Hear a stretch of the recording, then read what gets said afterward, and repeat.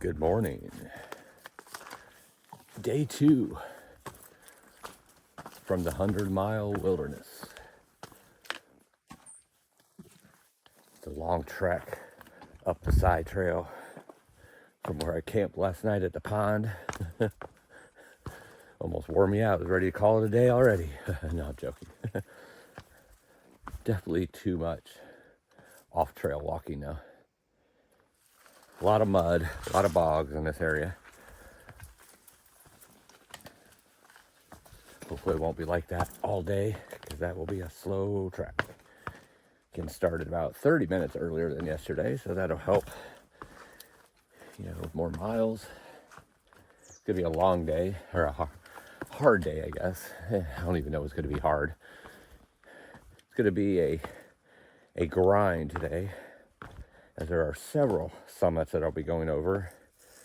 And for 25 miles, it's about 6,000 and some change feet of elevation. So a lot of climbing, probably a lot of descending as well. I know one in particular is supposed to have a pretty sketchy descent.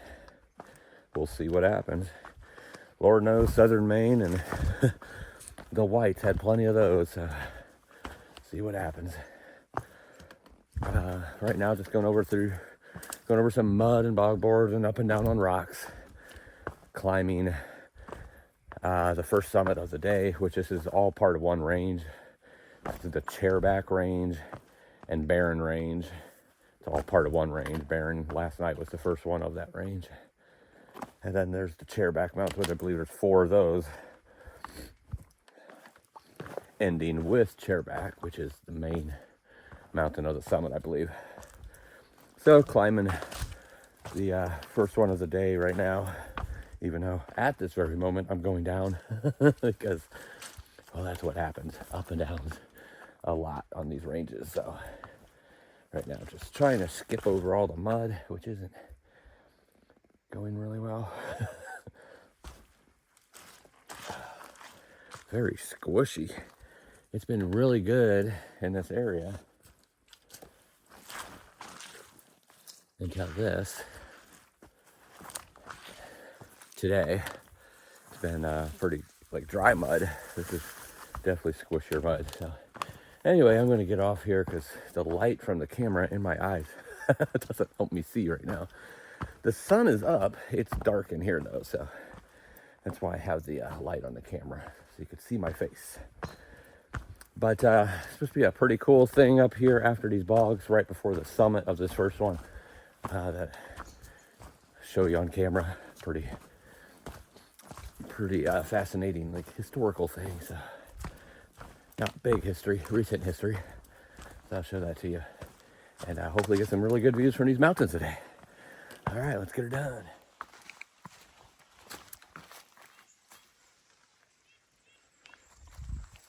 Nice little tiny creek there, stream, I should say. Not big enough for a creek, I don't think. Filled up on some water while I was there. My morning fill up and filtering.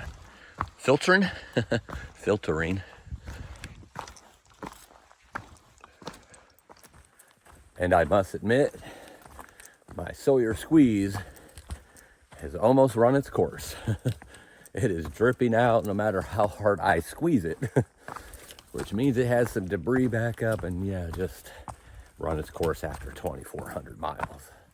Also, my backpack has run its course. All of these things will have to wait till the next Thru-Hike to be replaced, or in preparation for the next Thru-Hike, I should say.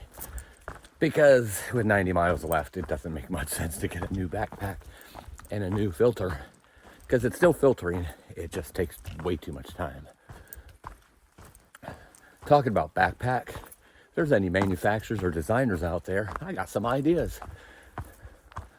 That just makes sense, Fortune, putting things in the bag every summit.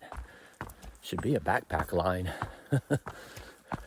Now, I got some really good ideas for a custom one that I would want. I have no idea how to design or sew or any of that stuff though. So unless somebody reach out to me, it's just going to be in my head, I guess. But talking about through hikes, you know, I try to stay in the moment as much as possible, but obviously I'm doing nothing but walking, eating, sleeping, and yelling at rocks, roots, and mud. It's pretty much my life right now. So I do a lot of thinking, and I can't help but think about my next through hike next year.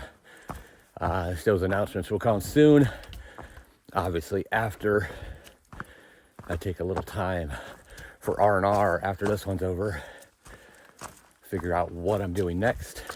I have a pretty good idea, but not going to make that official yet, as I want to take time to think about it and everything. Obviously, staying in the moment is the most important thing. The moment being here on the Appalachian Trail for the next 90 miles, finishing it up, putting it in the bag, conquering the trail and all that lies within. But then also, the Thru-Hiker magazine will be being launched at the beginning of next year. And my book, which is pretty much finished as far as writing, editing processes and all that good stuff, it will be released here soon as well, probably before the beginning of next year. I know a lot of people are looking forward to that book, and I am looking forward to you being able to read that book. So a lot of great things on the horizon, and oh my goodness, what the heck's going on with this? Look at all those colors down there. Everything's been kind of green here in 100 Mile Wilderness until that. It's just all bright colors around this bog. It's coming up. Anyway, a lot of great things in store. Can't wait to see what the next journey is and what that entails, and all the fun that goes with it. But I'm also looking forward to some beautiful R&R after this is completed.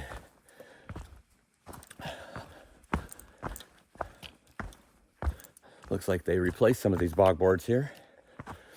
But yeah, just talking out loud, some of the things going through my mind as of right now. Sawyer squeeze needs to be replaced. Backpack needs to be replaced. There's definitely some tweaking to some of the other gear. My bag, my sleeping bag, as much as I love it, it does have holes in it. So I need to take care of that. So a lot of things I need to do, but for now, I just need to get to the finish line. Look at this. It's all these ferns. That's what all the colors were. Beautiful, beautiful, beautiful, beautiful. But anyway, a lot of great things on the horizon, so stay tuned here on the YouTube channel. Go to my website, isinthebag.com. You can sign up there just by putting an email for notifications and updates. Definitely let your friends know about this YouTube channel, though. This is my biggest way of keeping updated with everybody and letting you know what I'm doing and showing you those daily videos, showing you those mountains I'm summiting, what's coming next, what did I just do, all those good things. And also for the magazine, through THRU hikermagazine.com. Again, you can put your email there. Sounds like a commercial. But anyway, just some ways to keep updated on all the fun stuff that's going to be happening in the future. But you're on the best one right now. This YouTube channel and the videos I'm showing and that I'm going to continue to show, that is where it's at as far as what's going on in my life. All right, enough of that. Just telling you a little bit about what goes on in my head. I know I'm rambling again. Sorry, must be talkative this morning. But getting climbing. I just descended a whole bunch and climbing about 400 or 500 more to this first mountain, and then several mountains after that. So it's going to be a great day. It's already quite mild.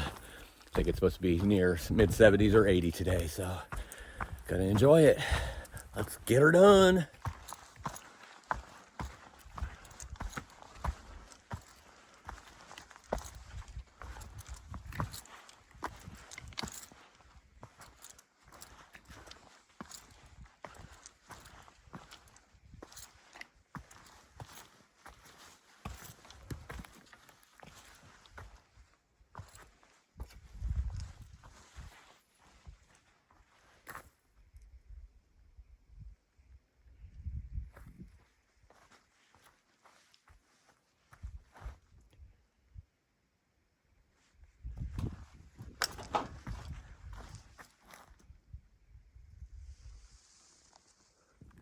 That was the remnants of an airplane crash that happened 1980 or 1990, somewhere in there.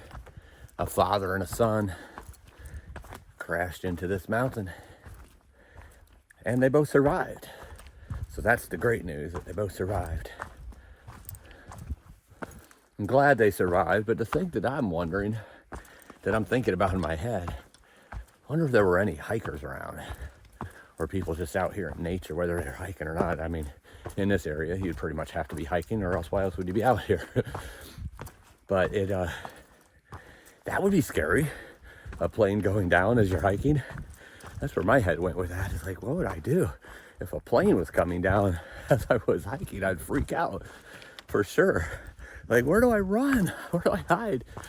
And of course, if I lived through it, I would be checking to make sure that everybody was okay and helping in any way I could. But that's where my head went with that. It's kind of cool though to see that, like, right off the trail. I mean, it was right off the trail, like 10 feet.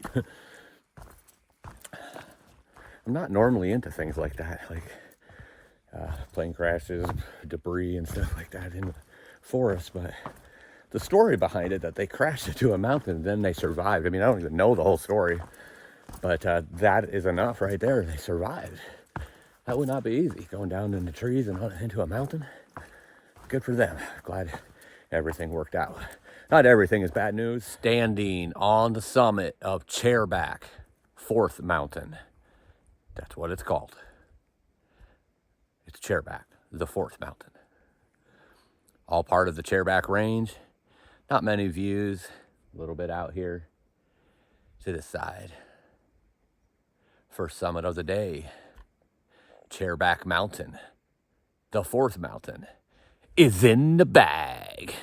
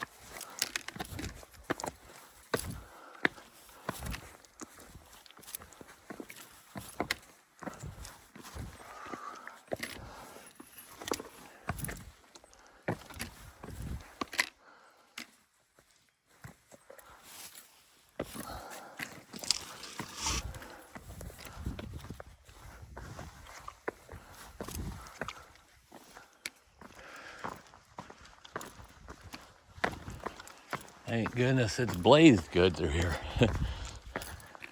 Hard to follow this without it.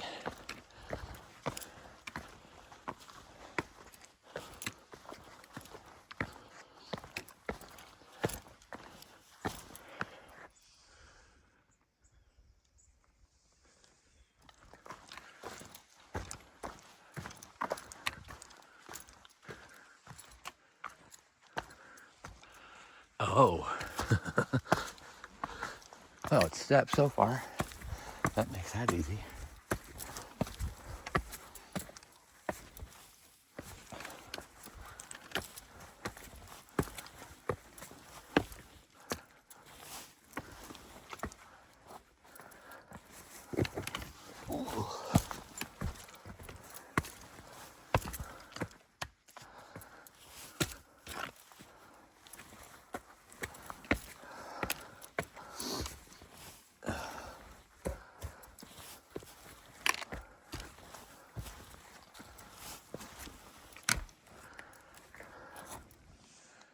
Not that bad. Standing on the summit of Chairback Mountain number 3. We need to talk to Maine's Mountain Naming Committee. Absolutely beautiful, epic views from one half of the summit. The other half is beautiful too, but it's just trees, not mountains. Not just trees, it's trees. Sorry, trees, didn't mean to hurt your heart. Absolutely beautiful views here on number 3. Second summit of the day, but Chairback Mountain number 3. And Chairback Mountain number 3 is in the bag.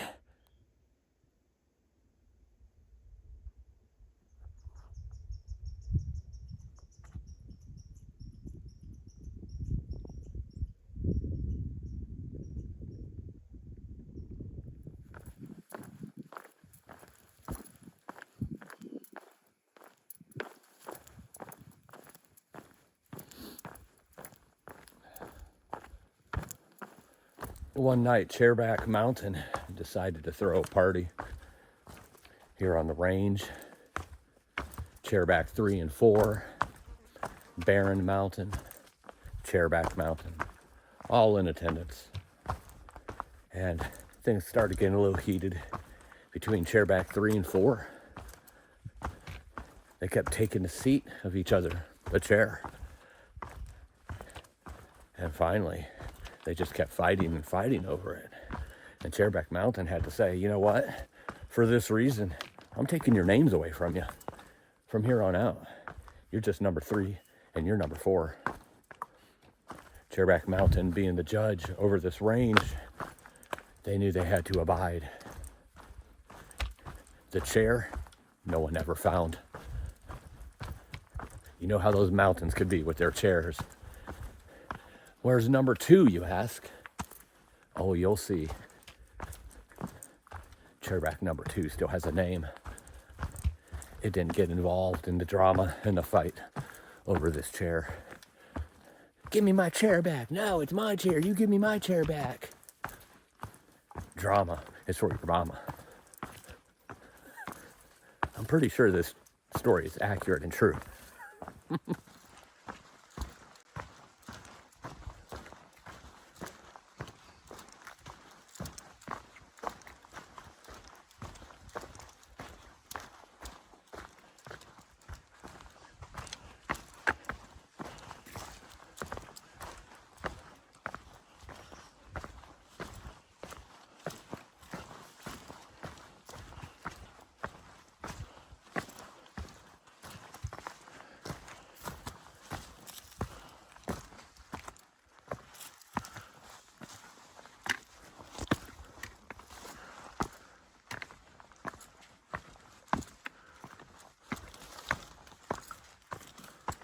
Standing on the summit of Columbus Mountain. Also could be called Chairback Mountain number 2, but it has a name. All socked in with trees. Here with the alpine, a little bit of a outcropping right there, but all socked in as well. So this is all we get for this one. There's a view coming up in 2 or 3/10 of a mile. It might be decent. We'll see. But Columbus Mountain is in the bag.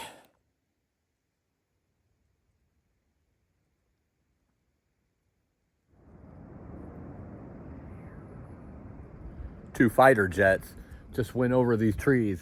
I mean, close over those trees. It was loud. I looked up and they're going pew, pew, like right over top of those trees. That was a little scary.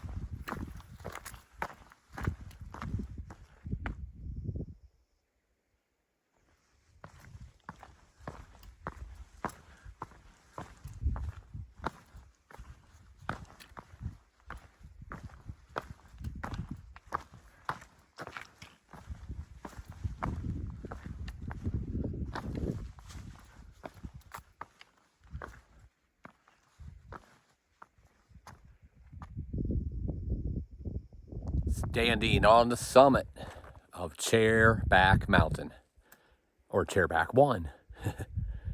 Beautiful views behind me. 180 of a 360. Gorgeous views in the valley and what is to come.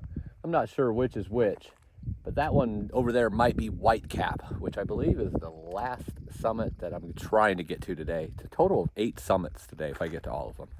There's 4 down right now. It's a beautiful, beautiful view. A little bit overcast skies with some cumulus clouds up there and a little bit of haze, but still gorgeous. And Chairback Mountain is in the bag. Walking down this big old rock slide right now, descending Chairback. Thought I'd sit down on this rock and take a look at this beautiful view one more time as I'm going down. It's fun. It's short, at least. Oh, yeah. Not quite as much fun as you might think. Big old cracks in between each one of those car-sized boulders. Trying to fit down. And I think I'm done. It comes back to normal trail, looks like. Well, as normal as it can be in Maine.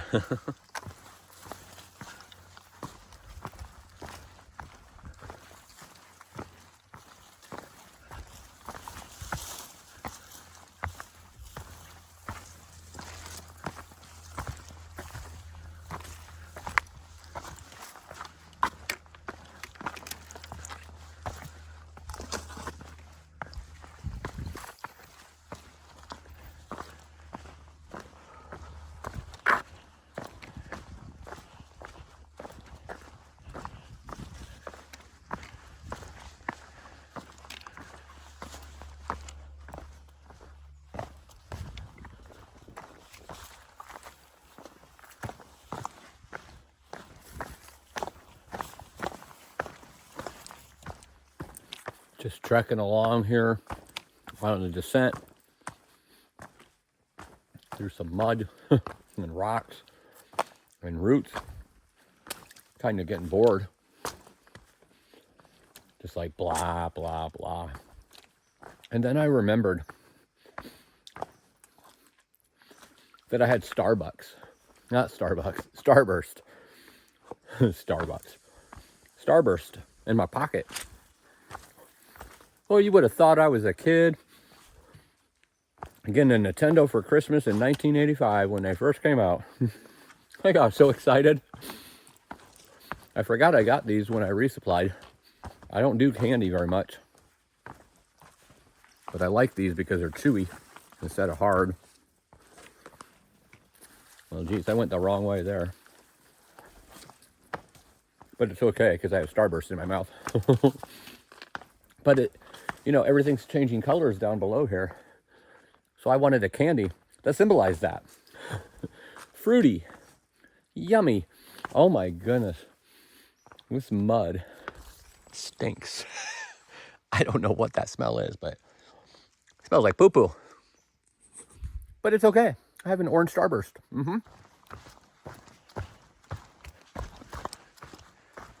I just need about 50 miles of trail like this in the 100-mile wilderness. It's been a little bit slower go today than I was anticipating. A lot of ups and downs and rocks and huge root systems that just make you go left, right, instead of forward. So you end up wasting a lot of energy and time. Hoping this lasts for a while before I get to that next range. Definitely will help me catch up on some time. Not to mention, it's freaking beautiful. I love this kind of forest. This reminds me of Oregon right here. It's gorgeous.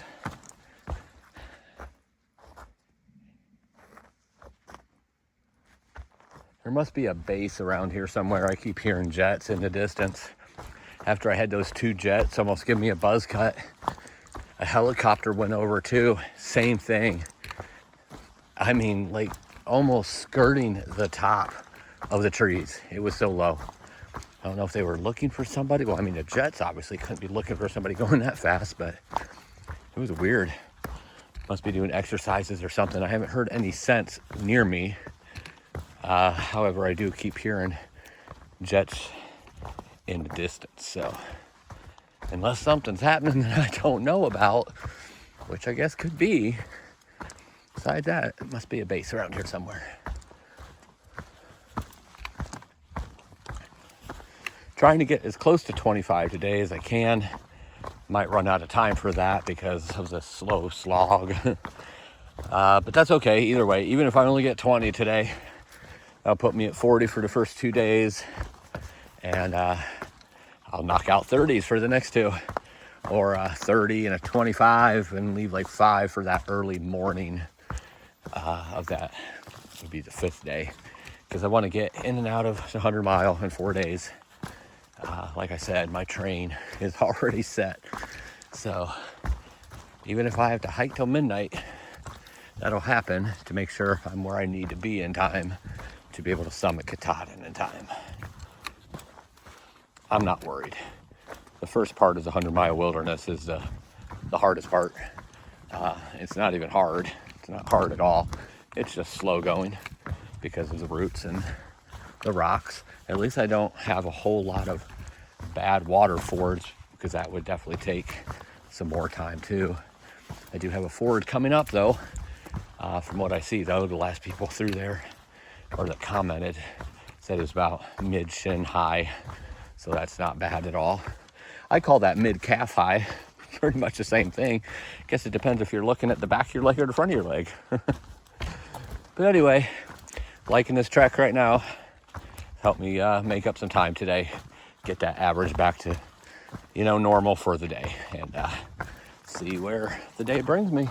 See how many mountains I get in today.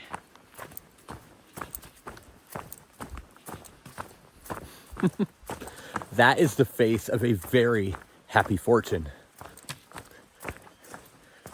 A little bummed because of the trail slowing me down today because it's been so rough in areas, rugged. So I couldn't get any good momentum going. And obviously I have to have a pretty good speed to get the miles I want without having to hike into the wee hours of the dark morning. But I decided when I get to this river that I'm getting ready to ford, I would just sit down and eat some lunch and kind of reset and everything would be better. Well, I came down the end of the mountain to a road to cross, and then that's where you kind of come over and go towards the river. And there were some people out there doing trail magic. Just a husband and wife offering up subs, Italian subs, veggie Italian, and ham Italian. Oh my goodness, was that good. Cosmic brownies, Italian sub, and a couple glasses of ice cold Pepsi. Yummy. And it doesn't stop there. After I was done, here's another one, Fortune, for the road. I have an Italian sub for later on, too. And another cosmic brownie. And a honey bun. And then another lady pulled up and she was giving away bananas and oranges. So I got me a banana full of potassium. Yummy. Just making sure I didn't miss my spot there. Because there was a part of the river. I'm like, hold it. Is that where I'm supposed to cross? So that reset me. Made me feel good. Gave me that nourishment and got rid of the hanger. Felt good. So now I have a little kick in my step again. It helps with the food rationing that needs to happen in the wilderness. Still going to be a little behind on miles, but that's okay. I can make those up tomorrow or the next day if I need to. If I don't get enough today. But right now it's a little cruisy. Haven't started climbing these last 4 mountains yet though. But if it was like this, I could go 4 miles an hour. Coming up to that river though, so that's going to slow down my progress as I have to take my shoes off. Get water shoes on to ford it. I can hear it getting closer. But, oh man, that was awesome. Gotta love trail magic at the right place at the right time. And what a perfect place for it too. In the wilderness where you kind of have to ration your food for the amount of time you're going to be here. In my case, 4 days. And I have 5 days on me. But that doesn't change the snacks. It's the snacks. I'm telling you, you run out of the snacks. It's always the snacks. Pretty sure that water is usually up there on those rocks. Doesn't look too deep. Even in normal time, it says that this one is normally shin high or mid shin high. So I don't know. It might be not even. Whew, it's cold though. Oh, that's cold. Why is this colder than the other ones? A little above ankle right there. Which doesn't seem to have the rolly ones like the one yesterday. Like a bowling balls. Still very slick though. Still want to pick the right spot to step in.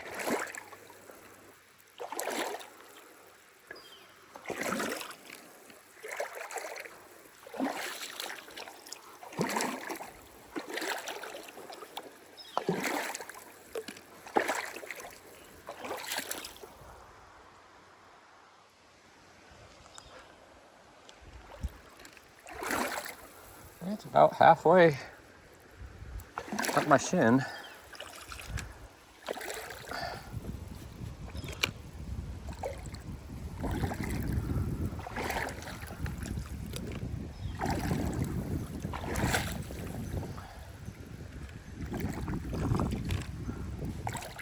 It is really cold though. I think those are some of those bowling ball ones there. The other one was too deep. Couldn't really tell what they look like. That made them feel like, but those are perfectly round balls there of rock.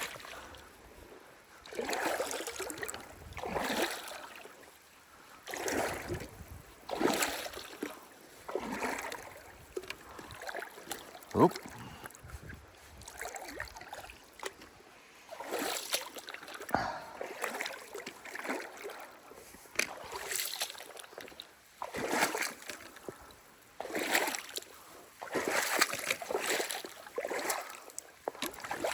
And I am over. Dun-dun-dun-dun.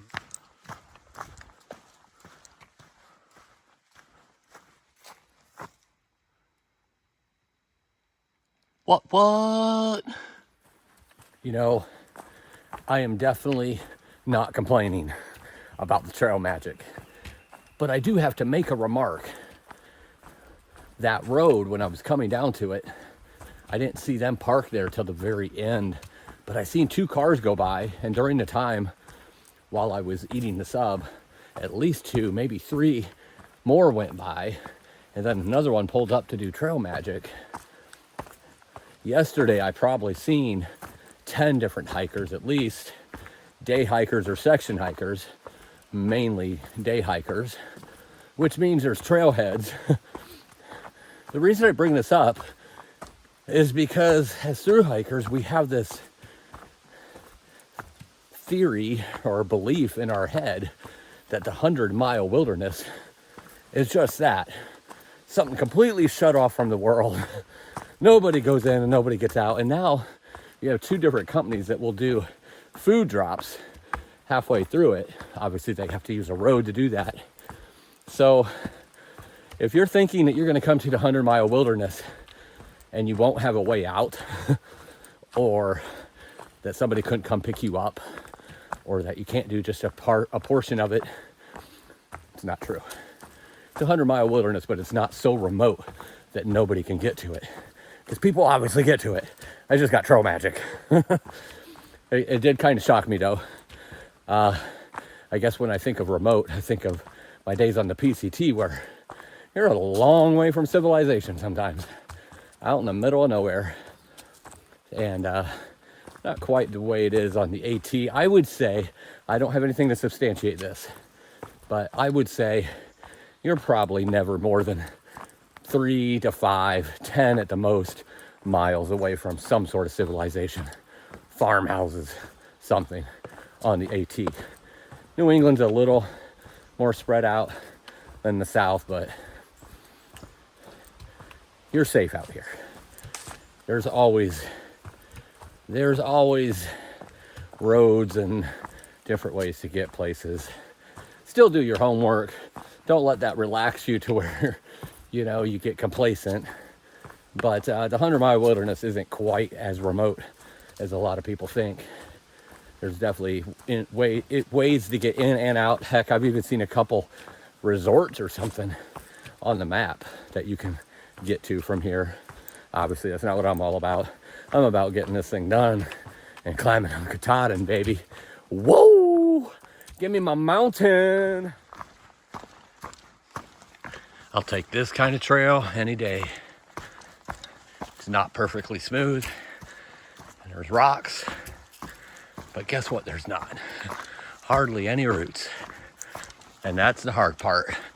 When they're intertwined like a web, and you try to get your feet in between them, or step on top of them without sliding or slipping, because they are probably the most slippery object out here. I mean, I got to take whatever it gives me, but I love these rocks 10 more times than I do the roots. It's been pretty nice ever since I stopped to eat across the river. The trail's been pretty decent, so I've been able to pick up my pace and catch up on the average for the day and trying to get as many miles as I can. 16 miles in right now, about 3,000 feet of elevation. Climbing Gulf Haggis Mountain right now. I think I have about another 1,200 feet of elevation more to go. I am not sure yet if I am going to stop after that. There's a shelter before the mountain. I am not going to stop there. In between that and the next mountain, which I believe is West Peak, there is, in the saddle there is a tent site with several tent pads and a spring. So I might stop there, or after I think 2 more mountains, there is another lean-to or shelter. I would go to that one. That's the one I want to go to, because that puts me at the mileage I wanted to be at. But it would get me in pretty late, probably about 7:30 or 8, which is late per se. And especially since I have another sub to eat, I don't really have to cook. However, one thing that has to be rationed is power. So if I have to use my headlamp, because it gets dark about 7:15, 7:30, depending on how much of the forest I'm in, it could be 30 minutes or an hour before that I would need to use a headlamp. But I'm going to need to use my headlamp in the morning, and probably the next morning, and then possibly when I'm summiting Katahdin for the first hour or two. I only have so much power And I'm not going to have a chance to re-up that power before I get to Katahdin.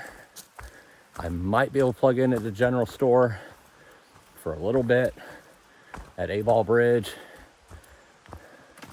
However, it takes a long time for my stuff to power up or to get recharged, so it wouldn't give me enough. So I'm trying to conserve, obviously, as much as possible. Still give you guys the videos that you so eagerly look forward to and that I eagerly love to show you. But besides that, I'm trying not to use power for anything except navigation. My pole just got stuck, in case you wonder what I was doing there. So I don't know. It's either going to be one of those two, that tent site or the shelter after. It's really going to depend when I get to the tent site, what time it is, how much time I have. Because obviously that 4.5 miles, 4 miles, whatever it is, 4 something, is going to have quite a bit of elevation and descension. So it's not going to be the quickest 4 miles. So I have to take that into account too. Anyway, these are the things that go through my head, trying to figure out as I walk, as I hike, as I climb the mountains. So we'll see what happens when I get to the tent site.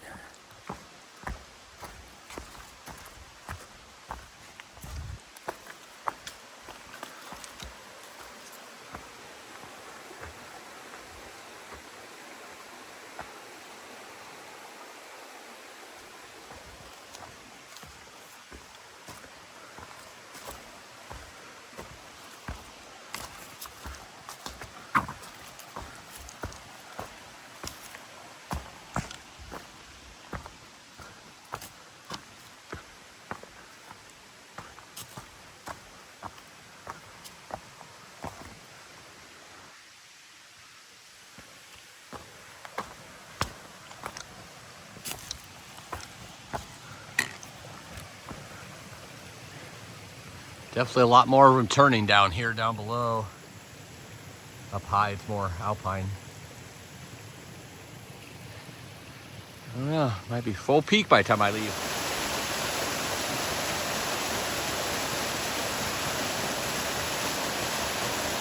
Standing on the summit of Gulf Haggis Mountain. That was a grind, especially at the end of the day and with a back that feels like it's breaking in half right now. Whew. Nothing tough, nothing technical, just a grind up. A lot of elevation for a small mountain especially, but those small ones, I always tell you, those small ones get you. I'm definitely staying at that campsite tonight instead of going on past that. No more peaks for me today. This was a fun one, but it's all socked in with this beautiful vegetation. And Gulf Haggis Mountain is in the bag. So yeah, I will be staying at the campsite tonight. That will put me about 4,400 of elevation and just a little over 20 miles. Gonna eat that other sub and some coffee and something sweet. Set my tent up, of course, get some water, and lay down and stretch this back out. It is really bothering me. Good news is I've checked already 30 miles from this spot, and the elevation is actually less than I did today in 20 miles. So there's 3 more summits that's all part of this range. It'll be first thing tomorrow, and then after that, things start leveling out and getting flatter, and hopefully not muddy, hopefully not rooty, and hopefully conducive to some good pace so I can make up these miles. I'm sure I won't have a problem, if you know me. Alrighty, everybody, have a good night, and I'll see you in the morning. Live life.